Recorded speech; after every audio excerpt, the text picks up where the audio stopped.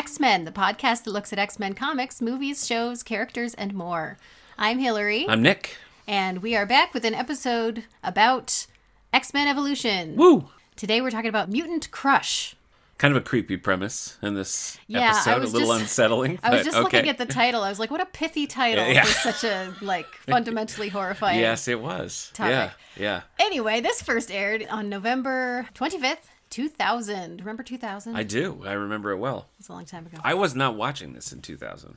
Were you? Oh, yeah. This was like every Saturday you were doing Definitely. it? Okay. Definitely. Yeah, this one I kept up with. Okay. This episode is written by Catherine Lawrence, directed by Frank Power. Okay. And it was released in the DVD collection Explosive Days. Yeah. You guys talked about this, but I'm so baffled by the DVD releases for this show. Yeah. The only thing that got a complete season is season 3. Yeah, there was and it's something like piecemealed about... together. It's so weird. At that time, like nowadays, we don't even get DVD releases. Yeah, it's rare. Yeah. But there was a hot minute there when it was like, you have a show. Yeah.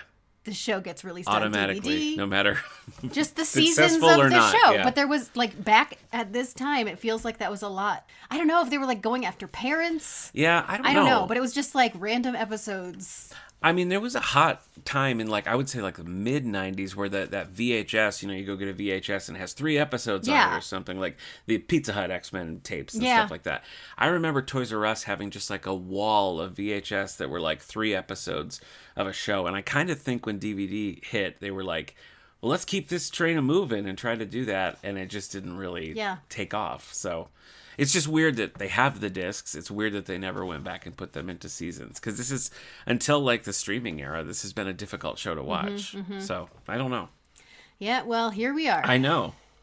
So delightfully, our X-Files segment today is Blob. Yes. Michael Dobson plays Blob. All He's right. also Caliban elsewhere in this series. Oh, okay. He is several voices in Ranma 1/2. That seems to be a trend with these voice actors. Oh, yeah. I mean, everything. It's we have Ranma listed, but it's basically if it was an anime in the 90s, the dub is these voices. Okay. He was also Ultron in several Marvel series. Okay. In Lego Jurassic World Legend of Isla Nublar, Okay. he was Forrest Farrington. I think Eric would take issue with your pronunciation there, but it's all right. I don't know what Eric I'm says saying. he loves Jurassic Park and Jurassic World so much, but he does not care about these peripheral Yeah, you care more about that than I he do. does. You're a peripheral guy, though. Thanks. You like. Thank you? No, I don't know. think you like more. It's like you prefer things that are off the beaten path. Well, I guess it's just Back to the Future, for example. I love Back to the Future, so I read those comics. There's tons of Jurassic Park comics. Eric couldn't care less. He's just a movie purist. Yeah. So, I don't know. I don't know. Michael Dobson was also Ghost in Iron Man Armed Adventures. Is that the one that was Too soon to talk about any kind of Iron Man after that last episode. I don't know. Armored Adventures is the good one. That's the CGI one where they're teens. Oh, okay. Yeah. Yeah, I did like that one. Yeah. Great intro theme. Yeah, it is. That song is by Rooney. It's a great song. Yeah, it's really good. Yeah. Anywho, so let's get talking about this episode. I know I just said I don't want to talk about the Iron Man show, but one of the things that struck me about this intro is that you get the names of the characters over it. And I know they did that in the original X-Men, but the X-Men animated series, that was a very stylized, cool thing, how they showed the names. This is just someone in PowerPoint put the name over it, which is exactly like it was in the Iron Man show. Yeah. So I thought that was kind of funny. It was giving me flashbacks. Aren't they different fonts for each person? They're a little different, but they're not it's not a logo. You know what I mean? Yeah, it's that's just true. they're scrolling through the list. This is Papyrus. He feels like a Papyrus guy. They don't use papyrus. They don't. That's for the Avatar movies. So I'm going to do my darndest to not go crazy feminist on this episode, but I make no promises. I make no promises. Yeah. This episode Good to own hits it. very different as a full-grown adult. The way, I don't want to get too far ahead, but the way he kept just grabbing her. And it was, The entitlement to her attention and her body. Yes. It's all very gross. Yes, it is. Real, Yes, it is. very real, Yeah. but very gross. Yeah.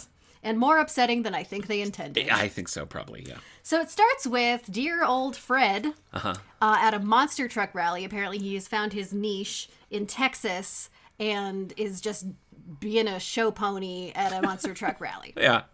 Show pony. Hate this design. I mean, I know it's Blob. You got to do the Blob thing, but like But he has it's like a wrestling costume. It's like a wrestling costume, but then he also has like the blonde mohawk and stuff. I don't know. It's just I cannot picture a mohawk. Oh, that's what he has. Yeah. Oh wow. Yeah. He looks like Hoggish Greedley from Captain Planet or something. It's a weird fun. Yeah. Anyway, monster trucks. So I guess he's figured out this way to use his power. Yeah. To his benefit. Darkholm is in the audience, clearly scoping him out. Yep. Also in the audience are Wolverine and Jean. Mm-hmm. So they're racing to get to this new mutant, I guess. And Darkholm gets there first. Mm-hmm. She knows just what to say to him, how to get his attention, and he's basically locked in before the X-Men even speak to him. Yeah, they don't even really get a chance to do their pitch. So Darkholm just brings him back, enrolls him in the new school, and we get our first interaction with all of the teens. Mm-hmm. And I can't remember, I assume that Duncan laughed at him or something, but in the hallway at the lockers, Duncan does something to get on Blob's bad side, and Blob just freaks out. Yeah. Just goes ripping the lockers bananas. Off the wall. And this seems to be his MO. He has this weird insecurity. And anytime anybody laughs at him, and I guess this is a Blob thing. Yeah. Anytime anybody laughs at him, he goes insane. he says like, don't laugh at me. Yeah.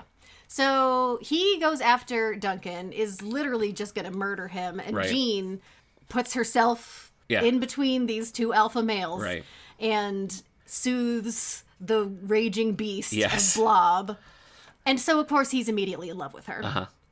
She saves Duncan. Hooray. He's not dead. That's a plus. Yeah. But she has put herself in Blob's sights at this point.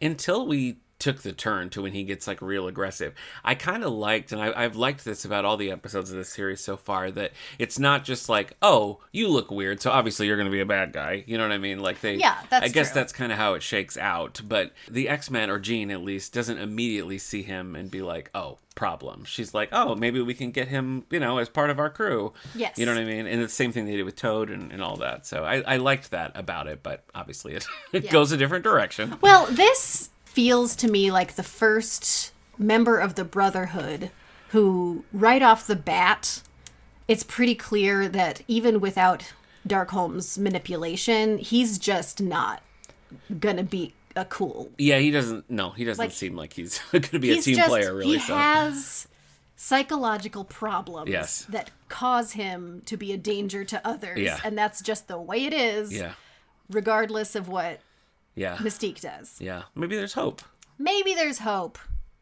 Anyway, there's a little bit of that. He's pathetic, and that sort of is supposed to excuse him in the eyes of the viewer. Yeah. Which is kind of a classic late 90s, early 2000s shtick. Yeah. Well, and I think the whole, his reactions to being laughed at is supposed to tell us that he's been bullied his whole life and he's been, victimized for his appearance, I guess. Yeah. And so, I think that's supposed to buy you a little bit of he's lashing out, but he's been through the ringer, Yeah. You can feel bad that someone was bullied and also not excuse their behavior. Right, yeah. Things that are unacceptable are unacceptable. Even when they are done to a pretty popular girl. That's true, yeah. Anywho. You're doing great so far. I warned you. I know. I warned you.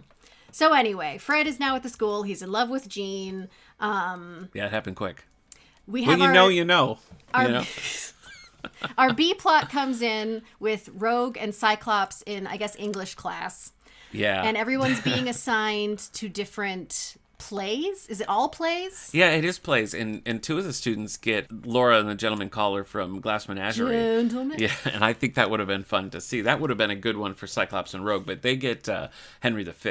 Yeah, Henry V, which I know nothing I don't know much about it either. But I guess there's romance. Yeah. So can I just say that Shakespeare teacher was so funny with his hair flip, and he's like, no, you all must take this very seriously. This was such a classic early 2000s character, This was the first of two shows that I watched recently that had this gimmick of assigning characters to a play. Yes. And like making that flesh out their actual relationship. This was the other Starfleet Academy. The other one was Starfleet Academy. It's a good show. Yeah. It's a good show. I recommend it, gang. Anywho, so they are both kind of not thrilled to be assigned to each other. And it took me a second to remember that they don't know each other yet. Oh, have they not interacted? I mean, they've interacted, but they're not like... But they're not friends. Or like they still consider themselves on the opposite side of things. But so Rogue and Cyclops locked together in this B plot. Yes. Then later at lunch, the whole kind of X-Men crew is laughing and having a good time at lunch. It's kind of just a nice little moment, but then they make the mistake of having a good time near Fred. Yes. Blob. Yeah. And he assumes that they're laughing at him. Right. And freaks out, as we've discovered is his pattern. He's carrying his tray past the table, right? And they laugh at something completely unrelated to him. Right. He assumes it's about him, and he trips or something, and he dumps all of his stuff. He like falls into a table, and then they sort of do, not them, but the other, like the jocks and stuff laugh. The table of jocks laugh that he fell, and he starts throwing food. Right. And then everybody's throwing food, and then we have a food fight. Yeah. Did you ever have a food fight in your high school? Boy. Because television would have us believe that this is a common occurrence. I don't think so. In high I don't schools. think that ever broke out. I don't think I ever had. And I went to like an actual public school. Yeah, I'm just trying to think of like, even on like a field day kind of thing, I don't remember like throwing food. I don't think there was people, any food fight happening. Yeah. Anyway, they have a food fight. It starts to escalate with Fred. He goes kind of insane and is throwing furniture and all this stuff. Jean, again, is trying to soothe him and gets in the way of, I guess, a table or something that he's throwing. So he almost hurts Jean, and that gets Scott upset.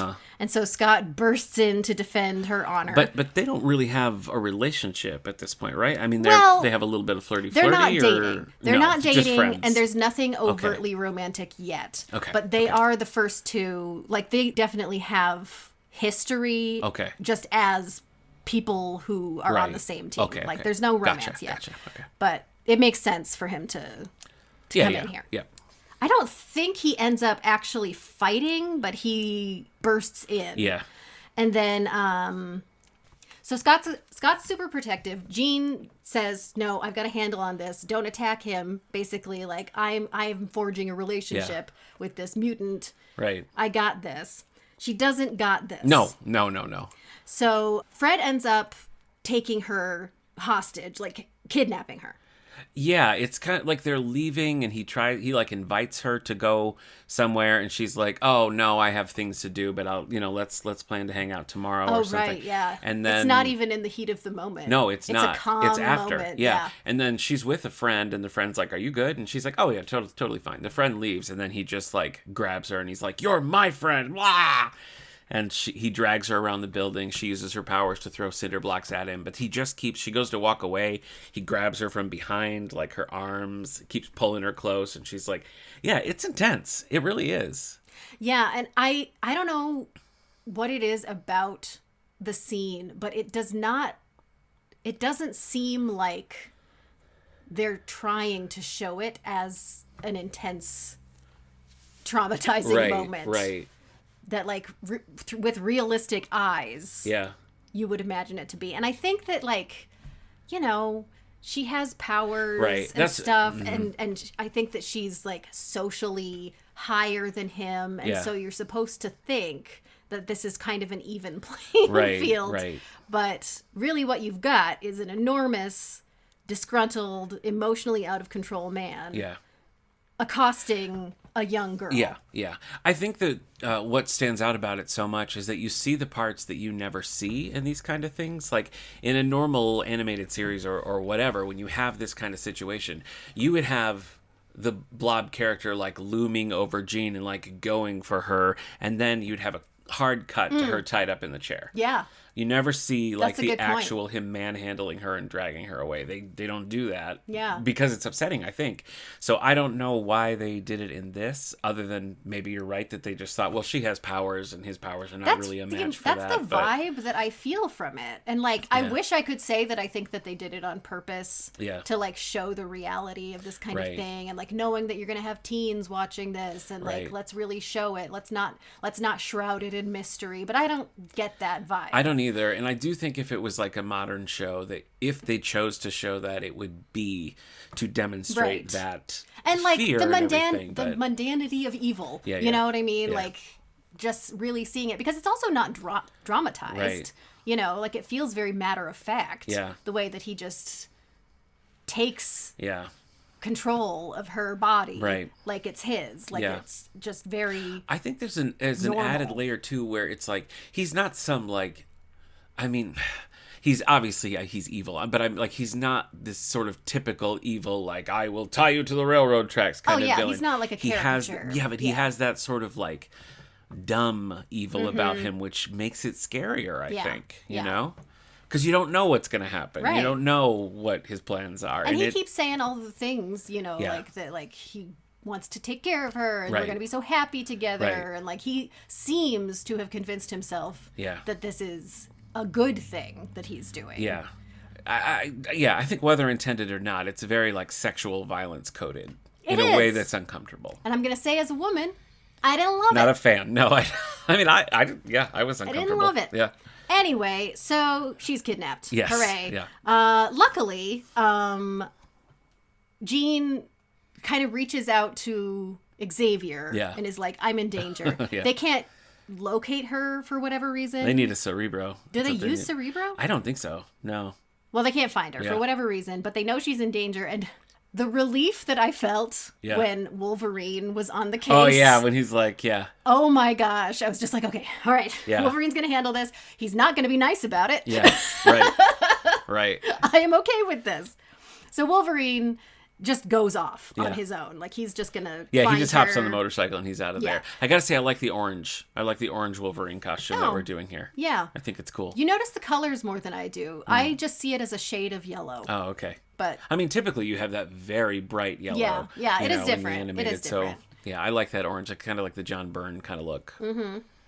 So he's going. The rest of the X-Men are also on the case. Yeah. Just as like their little team thing. So they're trying to find how to find her. Wolverine, I guess, uses his nose or whatever. He finds an abandoned factory and tells everybody else that that's where she is. Yeah. Xavier's like, okay, so wait. And as he's saying that, Wolverine's just like going in. No, okay, he's gone. So Wolverine has already gone in, but at least he told everybody where it is. So we have a couple shots in there with Blob and Jean. Jean is tied to a chair. Yeah.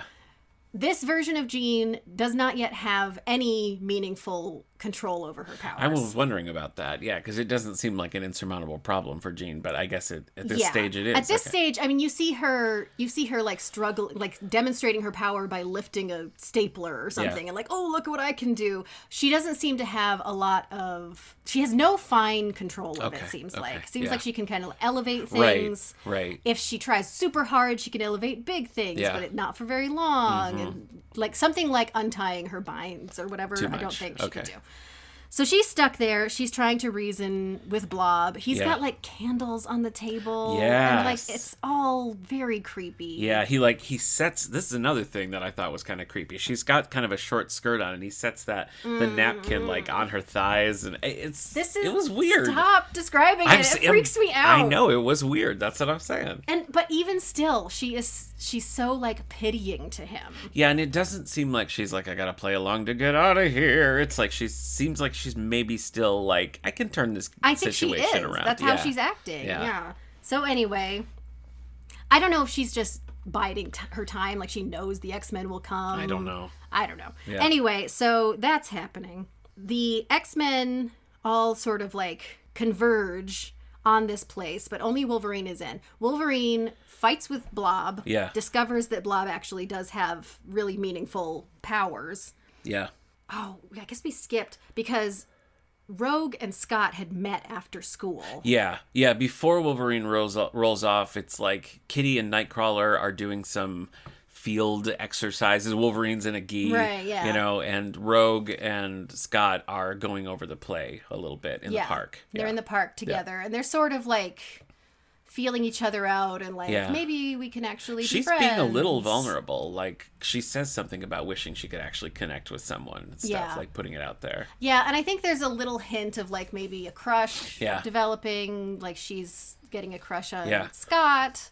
And he just seems to be like, well, she's not so bad. Yeah. Like I don't think there's a romance thing happening, but like, Yeah, kind of seeing her as a person. A little bit of camaraderie. Yeah. But then he bails because Jean is in trouble, and so everybody's going off after that. Well, but there's a cute little moment there because Kurt bamfs in onto the table, and he's like, we gotta go, and he bamfs away, and Rogue's kind of frustrated that everything is, like, it's thrown off the momentum of them hanging out, and she's like, I swear he's like an annoying little brother. Oh, yeah, which I forgot about that. That's a cute little Easter egg there. Yeah. He is an annoying little brother. So back to the warehouse where Jean is, and now Wolverine and Blob are getting into it. And Wolverine kind of is subdued by Blob. Like, he lands on him, and Wolverine's like, can't breathe, and is, like, pressed down. And then Cyclops and the others roll in, and it becomes more of a fight. But he takes them out pretty quickly. Yeah. Blob does. He's probably the most formidable foe that they have gone up against yet. And they're pretty much, I mean, it's a pretty quick thing. Like, they're pretty much out. Yeah. And I like when Cyclops blasts him because he sort of just shields himself from it and just takes it. Yeah. Which, because sometimes, they're not like, is it heat? Is it like heat vision? Like, are they lasers? But that was clearly like, this is force, and Blob is an immovable object, so it doesn't matter. Yeah, you know what he I mean? doesn't care. Force dimension. Right, he's like, okay, whatever. So they're all out, and you just see a hand come in and touch Cyclops, and we get a little bit of a zoo, like a little light flash, and it's like, oh, okay. And this part of the story gets me back a little bit. Yeah. Because she's like an avenging feminist angel. True. In this moment. Yeah. Because this is Rogue. Yeah. Rogue comes in, everyone else has been defeated, and Rogue, I like this version of her because everyone else who's recruited has these moments of, oh, I don't know what I'm doing, and like, oh, I slipped and my powers exploded, whatever. She pretty early on is just like, this is my power and this is what I do with it, and I'm going to be strategic. And so she comes in and she's just like, well, this Blob guy is a thing. Yeah. Cyclops is here. Yeah. I'm going to take his powers. I'm just going to help myself. Takes them. Yeah. She just takes them, and it's not a weird moral dilemma, nothing. No. She's just like, I'm going to use this tool that is handed to me. So she takes his powers and just goes after Blob. Yeah. And the way everybody else has been tiptoeing around it, like he's a suffering mutant and he's one of us, and let's try to whatever. She's just like, I'm taking this guy down. I'm going to go ahead and put him out. Yeah. I'm going to take him down. Yeah. Which I just appreciate. Yeah. So she does. She blasts him with Cyclops' power. Yeah. She blasts him through the roof and into a nearby dump. Yeah. Very satisfying. Well, but there's more than that, because she blasts him, and she's like, do you know what my powers are? And he's like, no. And she was like, I can take powers, and I can take more than one set. And then she grabs him. Oh, that's right. And it's his blobbiness that she uses to knock him into the dump. So it's she says, my power is your power, and I can take more than one. Yeah, exactly. That is such a good line. It is. And she's so resourceful in a way that none of the others, Wolverine included, seem to have been. And I feel like they're kind of playing into that, like, sort of scrappy, artful dodger background that she has in this. It's like she's a survivor, and she's just gonna, like, get in there and be like, okay, what do I need? That thank you. Yeah. And then just takes him out. Doesn't have, like, in the first episode with her, there was some stuff with her not being able to control the powers that she had. None of that in this. Well, and she could control Cyclops' powers. She didn't have the visor or anything. Yeah. And when she goes back to Cyclops, she's like, hey, I just took a little of your power, so you should be back to normal soon. Yeah, like, it's fine. Yeah. She was very handy. I don't know how intentional it was to have another girl actually ultimately save Jean. Yeah. Rather than, like, Scott zooming in or something like that, or even Wolverine. Like, ultimately, it's Rogue who saves her, which I think is a very satisfying way to wrap that storyline up. I don't know how intentional that would have been, But well, because it certainly fits with the narrative of her sort of being on the outside and having these like loose allegiances, but seeing someone in trouble, she's like, well, I have to do something, Right, even yeah. if like we're not best friends or even if I'm not part of the team. So narratively it fits, but I also see your point of like not having it be one of the men rushing in and save her from the situation that I feel like is more inherently scary for a female character. Yes. Yeah. So anyway, Rogue beats Blob. Yeah. Jean is free. I really liked seeing Rogue. You guys talked about this a little bit last time, but the fact that she is so dexterous with taking these powers and stuff, because in the original animated series, I remember her taking Cyclops' powers. Oh, yeah. But it was never like I don't know, it just felt like a real Hail Mary every time she did it. It wasn't there just was like... no calm strategy. It wasn't like, look, this is a tool in my toolbox and I'm going to use it. It's like, things are going to hell and I'm going to have to, whatever the consequences. It was never like one of these and one of these and let's put these together and get the job done. Yeah. So I liked seeing a character, especially a younger version of it, have that level of strategy, which is just cool. It's pretty cool. Yeah. It's pretty cool. So, relatively traumatizing episode, but not bad. Yeah. Like, as an episode. This was an interesting watch for me because I've seen spotty episodes of this show, but I never was following it thoroughly. So there's a few things that surprised me. Like, I looked at the clock, like how deep we were into the episode. And we were like 13, 14 minutes before we even saw a costume, for one. So I was kind of surprised that they were just like chilling at high school for most of the time. There's a lot of that. And then we really just get this one little battle, and it's not epic in any way. Blob takes out most of the X-Men, and then Rogue like kind of outsmarts him. Yeah. And I thought that was just a very different version of how you see these characters operate in the animated series from '97. Yeah, so, yeah. I think that that's what's really the goal, I think, of this show is the characterization, the relationships, making them, relatable to a teenage audience, that kind of thing. More than... And, like, this is coming out of the early X-Men movies. Yeah. Which, at the time, you may recall, were very focused on convincing the audience that this was possible. Right. Trying to really ground things, make it realistic, even though it's very fantastical. Right. And so I think that led into this show being like, they're just like you and also have powers. And I think it's pretty successful at it. Yeah, it seems to work because it also, I mean, the X-Men always has that sort of soapy thing going on with the characters and everything. And this seems like it's sitting in a nice wheelhouse of like teen drama, like you saw with, other things at the time. Smallville comes to mind, Yeah. So... yeah, I thought it worked pretty well overall, creepiness of the plot aside. And I would like to know if that was intentional or not. I don't know. Yeah. Who was it that wrote this? Catherine Lawrence. Okay, Catherine, I see you. She might have been slipping something in there. It's true. It's possible. Anywho, next time we'll be talking about Speed and Spike, the next episode in X-Men Evolution, and Middleverse. Middleverse. That's with like hobbits and stuff? I don't think so. I have no idea. Okay. All right, but we'll find out. find out together. Okay. Next time. Thank you to Prophetic Music for our theme song. Previously on X-Men is brought to you by the Radio Meanwhile Network. Current shows on the network include This Endorian Life and 9021 Here We Go. Please rate, subscribe, or share this show wherever you get your podcasts.